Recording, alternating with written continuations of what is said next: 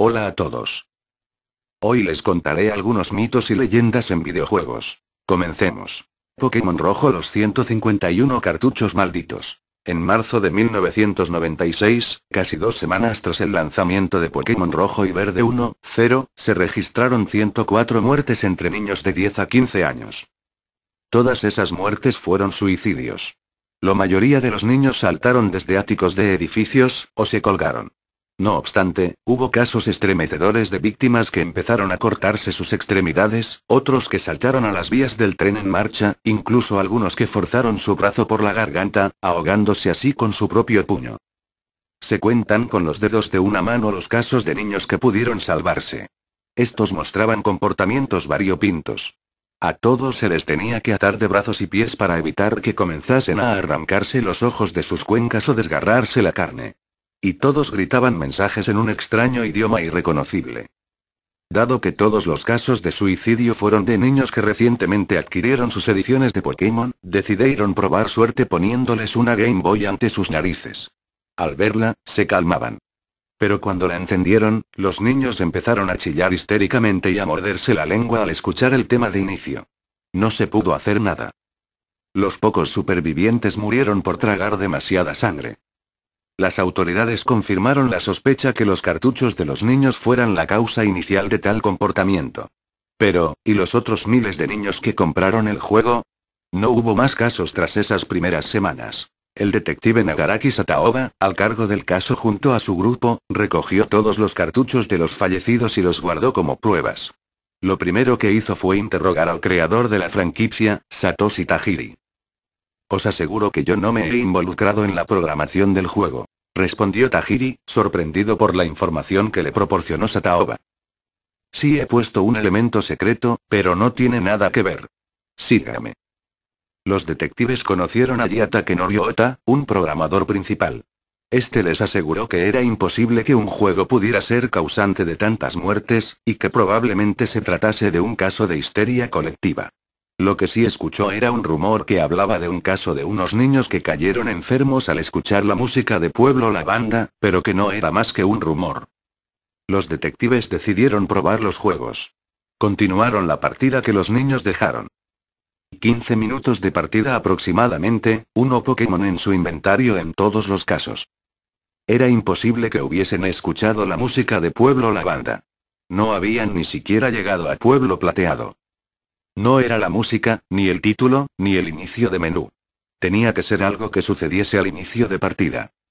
Investigando el organigrama de Game Freak, descubrieron que uno de los programadores del juego se suicidó poco antes de sacar al mercado el juego. Shiro Miura, 25 años. Al parecer era un hombre cerrado, oscuro, que aportó unos detalles finales al juego.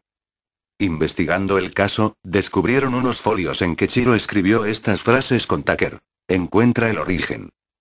Da la vuelta ya. Ven y sígueme. Tenía que tener relación con el juego, aunque no tuviera sentido. Había dos pistas. Un coprogramador llamado Nishino. Fueron a interrogarlo, llevaba cerrado un mes entero en casa. No respondió a ninguna pregunta. Solo dijo: dejadme en paz. Yo no soy el origen de todo esto. Cogió una pistola de su escritorio y se disparó en la sien. Fueron a buscar al otro. Sousuke Tamada. Al parecer Chiro le mandó una carta donde salían las frases que él mismo escribió antes de morir, y hablaba de un elemento revolucionario que había introducido en el juego. La conversación comenzó fluida. Buenos días. ¿Nos permite hacerle unas preguntas? ¿Cómo no? ¿Es usted un programador del juego? Efectivamente. Yo di forma a las ideas de Satoshi Tajiri. Eso es todo. Así que se le da bien. Digamos que sí, trabajabais en equipos, ¿no? Sousuke calló un momento. Estáis en lo cierto, dijo vacilante. Usted tenía un compañero, llamado Shiro Miura. El ambiente se puso tenso. ¿Sabía de su comportamiento, entonces? No lo conocía bien, solo nos encontramos unas 4 veces para intercambiar datos. Pero os puedo decir que era un tío cerrado y excéntrico, debía arrastrar algún trauma de la infancia. Estaba siempre buscando la oportunidad para conseguir la gratitud de cualquiera. Creo. ¿Qué? ¿Qué cree? Sousuke se tomó un rato. Creo que era un hombre muy débil. Tenía ideas grandes, pero ya sabéis, jeje. ¿A qué vienen esas risas? No era nadie especial. No se puede cambiar el mundo solo con una idea. Has de ser alguien para recibir reconocimiento. Y creo que era consciente de ello. Los detectives callaron, sin saber cómo dirigir la conversación. Al poco, reaccionaron.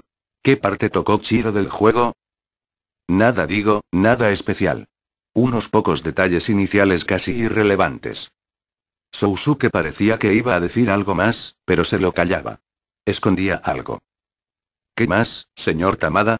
Usted sabe lo de las muertes de los niños, ¿no? Ichiro estaba metido en el ajo, ¿no? Escribió parte del discurso del profesor Oak. Ya está. Más cosas. No se lo calle. Usted trabajó con él. Seguro que es responsable de las muertes. No podéis demostrarlo. ¿Qué cojones le hizo Chiro al juego? Hizo lo que le dije que hiciera. Silencio absoluto.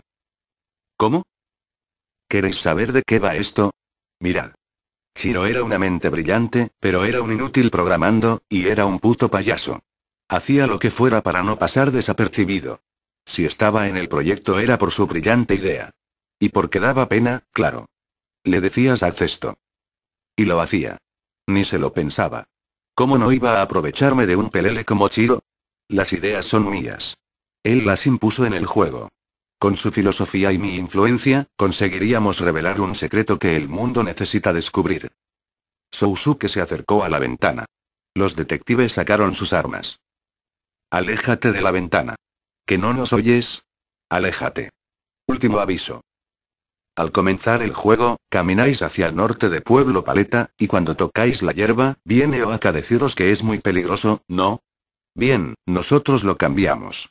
Imagina que os aventuráis solos. ¿Qué quieres decir?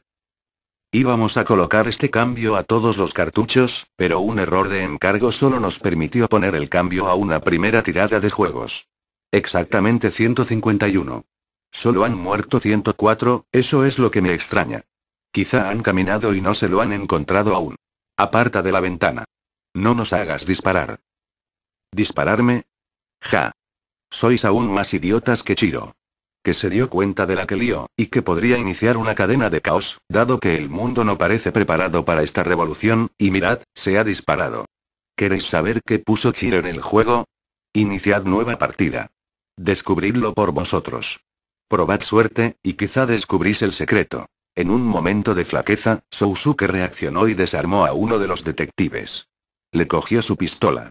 Los detectives estaban atónitos por lo que Sousuke les contó. Sonó un disparo. Y otro. Y otro. Hasta 15 disparos. Parecía increíble, pero los detectives no se movieron, encontrándose con la muerte. Lo que Sousuke no sabía es que Sataoba aún estaba vivo, y llevaba un micrófono oculto en su camisa. Todo quedó grabado. Tras los disparos, se podía escuchar. Un último disparo sonó. Los refuerzos entraron en el piso y presenciaron una situación dantesca: 4 hombres muertos y uno en estado grave. Sataoba se recuperó, y decidió cerrar el caso, pues no recordaba el secreto. Año 2001. 15 de marzo. Sataoba llevaba ya 5 meses retirado. El trabajo pudo con él. Justo ese día se celebraba con gran atención mediática el 5 aniversario de Pokémon y el gran éxito comercial que supuso. Sataoba volvió a acordarse de las famosas 104 muertes de las que ya nadie parecía recordarse. Se acordó de sus compañeros muertos. De Nishino, que se mató ante él. De Chiro y sus mensajes póstumos. Incluso Tamada, el cerebro de tal brutalidad, se suicidó. Es hora de que resuelva este caso yo mismo. Se dijo. Estaba retirado, pero aún tenía acceso a los archivos de la policía. Retiró las cartas que una mujer dio a la autoridad al enterarse del caso. ¿Sería la madre de Chiro? ¿O la de Sousuke? Aunque eso no importaba. Cerró el archivo. A su lado, vio otro que ponía prueba 2104A. Lo abrió. Era uno de los cartuchos de Pokémon rojo de la tirada maldita. Habían 150 más, ya dispersos. Y uno de ellos estaba delante de él. Su corazón iba a 1000. Retiró una de las Game Boy que se usaron en los experimentos con los niños hace ya 5 años. Encendió la Game Boy. La secuencia de Pokémon rojo estaba sonando. Se puso los cascos. Estaba temblando. Empezó una partida nueva. Se puso nombre e inició su aventura. Habló con su madre, y se dirigió a la ruta norte. Por sus cascos escuchaba un murmullo. A cada paso que daba, se acercaba más a la hierba. Y con ello, se acercaba más a que el profesor Oak lo detuviese. ¿O no? Quizás se encontraría con lo que Chiro puso en el juego. Dio un paso. Oak no vino. Sataoba estaba paralizado. La pantalla se desvaneció a negro. No se podía creer lo que veía. Un Meu salvaje ha aparecido. Sataoba estaba exactamente en la misma situación que 104 niños experimentaron. El Meu salvaje habló. Soy el origen de todo lo existente. Todo lo que ves a tu alrededor de tu mundo es producto de mi creación. Sataoba empezó a apuntar lo que dijo. Hasta que no pudo más. Cogió su vieja pistola y se disparó a través de la boca, directo al cerebro. Al enterarse, las autoridades recogieron el cartucho y la Game Boy. En su libreta volvían a aparecer las famosas frases, las mismas que Chiro escribió. El cuerpo de Sataoba, junto con los 104 cartuchos que retenían, fueron incinerados. Se decidió no cerrar, sino eliminar el caso. No se podían tolerar más muertes. Al año siguiente, los eventos Pokémon celebrados por todo el mundo distribuyeron Meu por cable link a todos los jugadores que lo deseasen. Tajiri se hace el sueco y nunca ha alegado que haya relación entre Meu y los suicidios. Su secreto ver parte 1 salió a la luz. Mi plan era incluir a Meu como Pokémon especial solo conseguible por eventos Pokémon. En el guión del juego, Meu debía aparecer al inicio de todo, como un deseo de buena suerte. No era consciente del terrible cambio que Chiro y Sousuke le dieron a la idea, antes que viniera Oak a buscarte, justo como ocurre en el primer episodio del anime, donde Ash ve a O. Al final lo dejamos estar. Es una lástima, pero no hay ningún cartucho donde se pueda presenciar esto. Satoshi está equivocado. Solo se han incinerado 104 de 151 cartuchos. Los que la policía confiscó. Eso quiere decir que aún rondan por el mundo 47 unidades de esa edición. Si os compráis algún día un cartucho original japonés de Pokémon rojo o verde, ya podéis cruzar los dedos. Rezad porque no sea uno de los 47 restantes, que pueden estar en cualquier lado. Probablemente no podáis con el terrible secreto que Meu oculta y la única solución a tal tormento sea pasar a mejor vida. Counter-Strike, el server del infierno. En el 2008 yo tenía un amigo llamado Fabricio y que era unos 3 años más grande que yo. En ese momento Fabricio tenía 15 años y yo solo 12. Él era alguien que jugaba mucho al Counter-Strike, le encantaba jugarlo, pero un día, él estaba navegando por la página de Clanco, donde siempre hacen propagandas a servers, entonces puso una IP de un server llamado el server del infierno. Fabricio era tan curioso como yo y él fue y quiso entrar al server. Yo lo estaba mirando a él mientras ponía el IP y se cargaba, pero pasó algo totalmente inesperado. A mitad de la barra cargada arriba apareció en una mancha color rojo, y parecía sangre que choreaba. Una voz perturbadora dijo: hola, soy el diablo, y tras estas palabras nos habló: estás poniendo en juego tu vida, ya que es un viaje de ida. Yo por el susto, me fui a mi casa ya que odio este tipo de cosas porque terminan dando miedo. Era un nuevo día y había sol y era hermoso. Todo se mantuvo así hasta las 4 de la tarde, cuando vino Fabricio a mi casa. A pesar de que era negro, estaba blanco como un zombie y era depresivo verlo en ese estado. Estaba pálido y frío. Mi mamá se sorprendió al verlo así y llamó a su casa, pero la línea estaba cortada. Entonces mi madre y yo nos sentamos en la mesa y le preparamos un café a Fabricio, quien ni bien agarró la taza, la tiró porque se le cayó de la mano. Después de esto Fabricio puso una cara enojada muy forzada, y entonces nos comenzó a explicar lo que había pasado. Fabricio tenía una voz aguda que se asemejaba a la de un cantante de pop, pero esta vez, estaba con una voz tenue y tembloroso, era impropio de él. Con esa misma voz tétrica nos explicó todo el problema. Lo primero que dijo fue: Luciano, tenías razón, debíamos salir corriendo del lugar. Lo primero que vi al entrar ahí, fue lo de siempre, elegir bando y soldado, pero acá había algo extraño. Una vez que elegí el bando de antiterroristas, no me apareció uno de esos típicos para elegir, aparecí yo en esa lista y como única opción a elegir. Yo acepté, pero me llevé un susto enorme. En este momento la voz de Fabricio se hizo más fuerte y ronca. En la lista estaba el nombre de toda mi familia, mi mamá, mi papá y mis hermanos. Al principio pensé que sería mera casualidad, pero me equivoqué. Yo pasé eso de largo y seguí jugando. Entonces, me encontré con uno de los enemigos y le estaba temblando el rifle. A pesar de que yo solo estaba con una pistola, él tenía un rifle de francotirador y me estaba apuntando en la cara. Él sabe eso porque Fabricio tenía un haz para saber dónde le apuntaban. Y entonces decidí matarlo con cuchillo para ahorrar balas. No pude evitar ver que se le caían las lágrimas al que iba a matar. Cuando lo maté, salió un grito estremecedor. No parecía venir del estéreo. Cuando vi el nombre era mi hermano mayor, Diego, él trabajaba en una oficina. Enseguida escuchamos el teléfono sonar, ignoré eso y escuché a mi madre gritar y llamarme a mí y a mi hermano menor Sebastián de 11 años. Nos reunimos todos y al parecer Diego había sido asesinado, tenía marcas de puñaladas en el cuerpo y estaba llorando de alguna ira.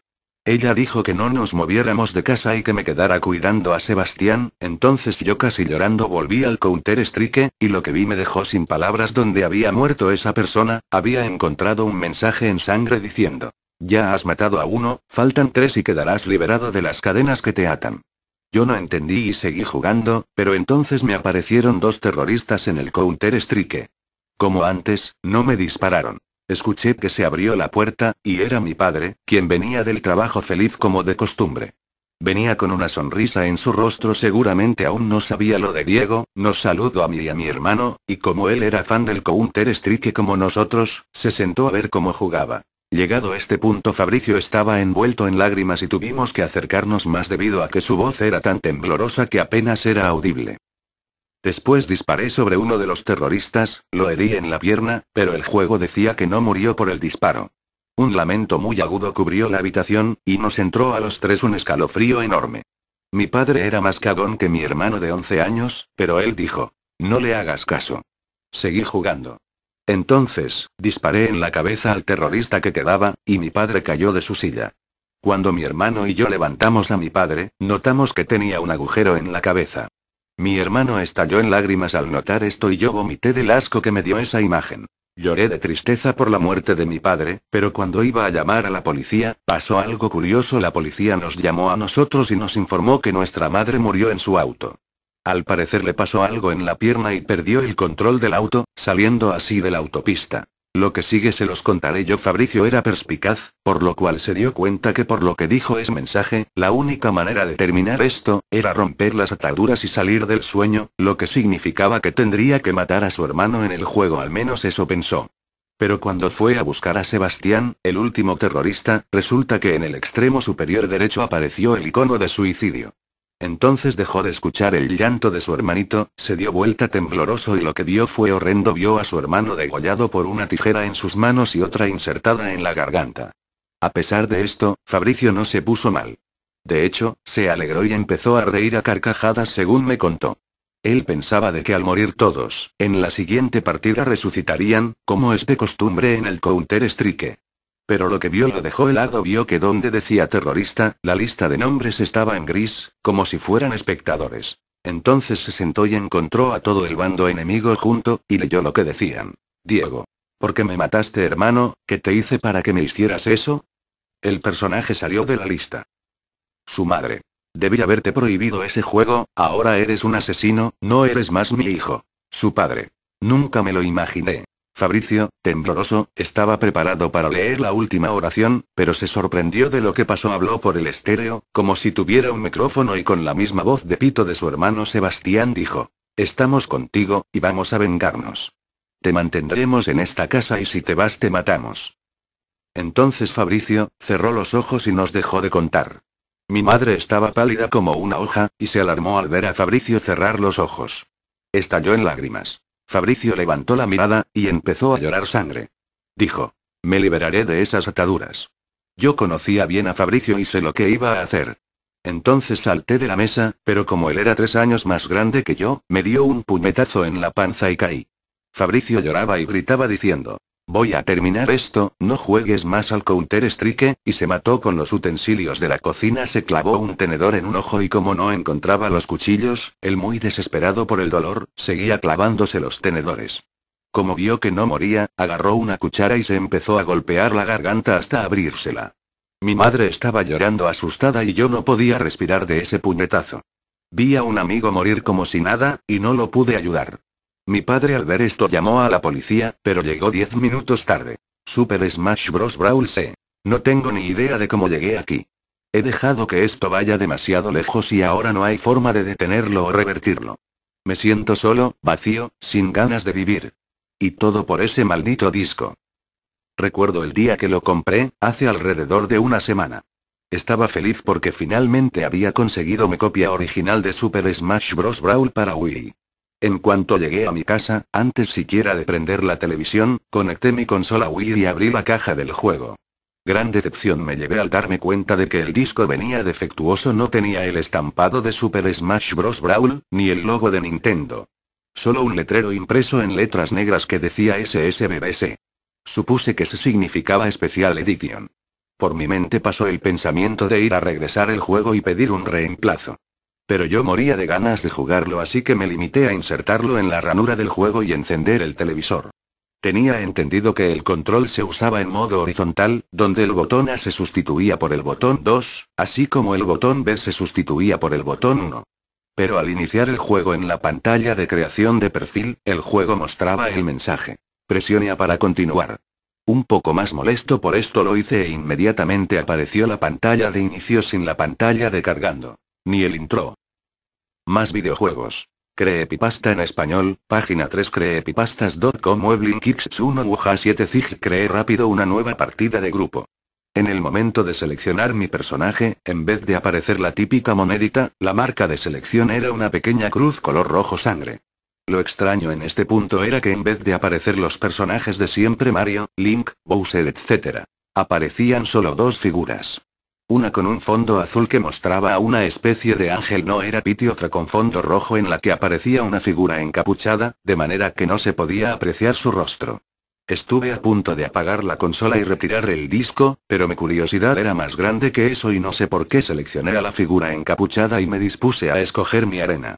Algo que me hizo preocuparme ahora un poco más en serio es que de nuevo solo aparecían dos escenarios. Uno era una visión angelical del cielo, rodeado por ángeles con aureolas, pero curiosamente solo aparecía la mitad de sus cuerpos. Y como se podrán imaginar, la otra era una visión del que creo yo era el infierno. En la miniatura se podía ver un pequeño pedazo de tierra café con manchas rojas que parecían de sangre. Alrededor del mismo habían muchas sombras de distintos tamaños con ojos rojos que parecían estar sangrando. Mi curiosidad de nuevo me impulsó a seleccionar este escenario. Después de seleccionarlo con el botón 2, inmediatamente por lo general tarda un poco en cargar, pero esta vez no aparecía en la arena como la figura encapuchada que había descrito antes. Y en vez del típico 3, 2, 1 Brawl. Sonó una voz macabra muy grave que dijo: 1, 2, 3 rescuello Ursul. En este punto yo estaba paralizado del miedo, pero una fuerza extraña me impulsaba a seguir jugando el juego hasta descubrir que estaba detrás de todo esto.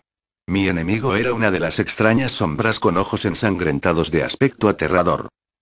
Comenzó mi pelea y todo iba muy bien, hasta que mi oponente lanzó el primer ataque que era como un disparo de sombras y mi avatar cayó muerto mientras le chorreaba sangre debajo de la capucha.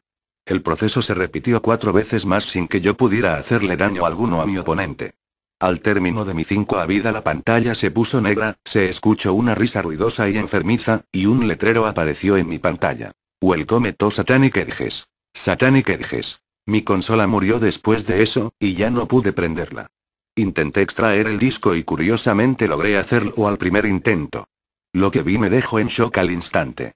Debajo de las siglas SSBBS, había aparecido un grabado de mi nombre, con letras color rojo carmesí. Corrí a quemar el disco pero no podía hacerle nada. Intenté romperlo, derretirlo e inclusive destruirlo con un martillo, pero parecía que el disco estaba hecho de un material demasiado resistente. Al final opté por conducir lejos de mi casa y tirar el disco en un terreno baldío. Pensé que me había librado por fin de él, pero al llegar a mi casa me di cuenta de que no era así. Encontré a una figura encapuchada frente a mi puerta, idéntica a la que aparecía en el juego. Al acercarme a él me entregó una carta en un sobre color negro antes de emitir un ruido extraño, como un gruñido, para después irse. Tenía miedo de abrir la carta, pero ya estaba metido en esto hasta las orejas, y supuse que lo mejor era leer lo que ponía. Lo primero que encontré al abrirla fue el disco acompañado de una carta escrita a computadora. En realidad no era una carta, era más bien un recado, que decía lo siguiente: su alma ahora es propiedad de nosotros. No hay nada que usted pueda hacer para revertir eso. A partir de ahora estará condenado a jugar ese juego, pero ahora como una de las sombras, para ayudarnos a reclutar más almas. Si se niega a hacerlo, tendrá la muerte más horrible, lenta y dolorosa que se pueda imaginar. Sí. Han pasado 2 semanas desde entonces. Después de recibir esa carta pude volver a prender mi consola Wii, pero solo se insertaba ese disco en la ranura. He jugado cada día durante más de 10 horas y he ganado cada una de mis partidas. No quiero averiguar qué pasa si no cumplo con las exigencias del recado. Siento pena por las pobres almas que no saben lo que les espera. Me siento vacío, sin ganas de vivir. La comida no me sabe, el agua no me refresca. Ahora, en uno de mis ratos libres de juego me encuentro escribiendo esto, con la esperanza de que alguien me pueda ayudar con mi problema. He buscado infinidad de veces Satanic Edges en internet, pero todas las búsquedas me redirigen a la página oficial de Super Smash Bros. Brawl. Ya no sé qué hacer, he pensado en el suicidio, pero no sé qué consecuencias podría traer eso. Si alguna vez encuentran un disco como el que les describí, por favor no lo jueguen, no lo regalen, no hagan nada con él. Corran a devolverlo al lugar donde lo compraron y rueguen que no aparezca una figura encapuchada en su puerta, porque podría ser su fin.